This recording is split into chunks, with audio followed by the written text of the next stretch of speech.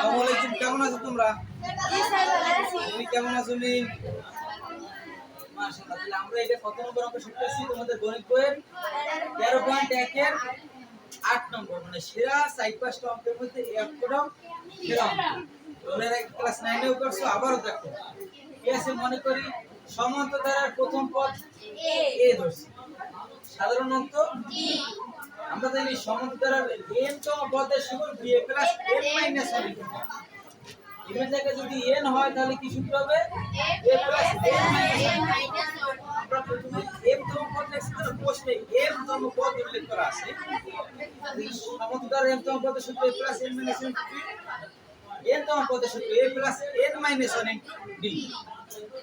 প্রশ্ন মতে a plus n, এই যে n তম পদের সূত্র লিখছি, সমান প্রশ্নে কিন্তু n অক্ষর লিখছি। এই জায়গায় জটিলতা, n তম পদের সূত্রে আসবে n, প্রশ্নে শর্তে দেওয়া আছে, এজন্য লিখছি শর্ত মতে। আবার আছে a প্লাস n মাইনাস 1 এর সূত্র সমান কি লিখছি? m, কেন? শর্তে দেওয়া আছে। আসি এবার এখন লিখছি 1 নং সমীকরণ থেকে 2 নং সমীকরণ কি করলাম? বিয়োগ করলাম। বিয়োগ করার পর কি আসলো? ভ্যারিয়ান্ট।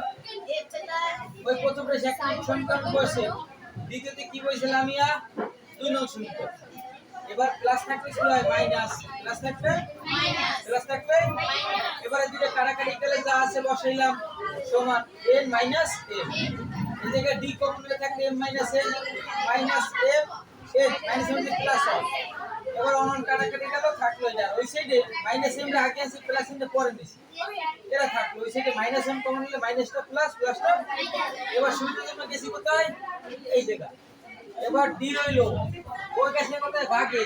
লব পরে কাটাকাটি গেলে কি থাকবে? এটা তো আমরা সকলে জানি। এবার বই এবার চাইছে m প্লাস n তম পদ। কি চাইছে? m প্লাস n তম পদ। সূত্র লিখলাম, এই m প্লাস n মাইনাস 1, এই জায়গায় ছিল জটিল, ইকুয়াল m। এবার আসো a প্লাস n এর সাথে d, n মাইনাস 1 এর সঙ্গে d, m জয় ছেড়ে গেল, এই সেটে যা আছে থাকলো। এর মান কিন্তু 1 নং সমীকরণের সাথে মেলে। a প্লাস n মাইনাস 1 * 2, এটা 2 নং সমীকরণের অতিরিক্ত মান m, আর d পরিবর্তে মান পাইছি মাইনাস 1।